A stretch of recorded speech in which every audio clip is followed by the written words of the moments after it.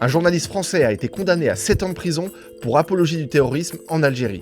Il s'appelle Christophe Glaise et depuis 12 ans, il travaille en indépendant pour SoFoot et Society.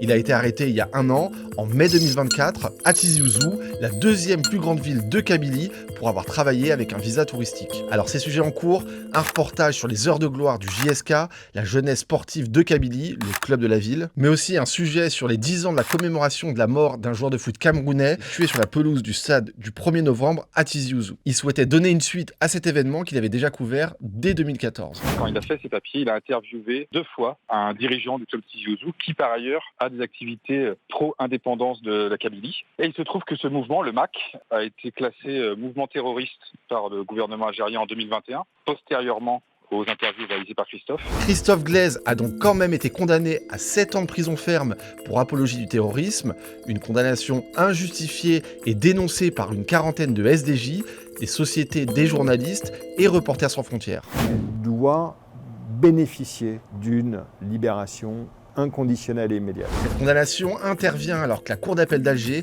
a confirmé la peine de 5 ans de prison ferme pour l'écrivain Boualem Sansal. Même si les deux affaires ne sont pas liées, elles se déroulent dans un contexte de bras de fer diplomatique entre la France et l'Algérie. Manifestement, ce sont des décisions politiques. L'ancien ministre des Affaires étrangères, Jean-Yves Le Drian, interpelle directement le président algérien Abdelmajid Tebboune. Vous avez là l'occasion politique, au moment de la fête nationale qui va se tenir dans quelques jours, de faire preuve de mansuétude. La fête nationale de l'Algérie, c'est le 5 juillet prochain et elle célébrera les 63 ans d'indépendance du pays.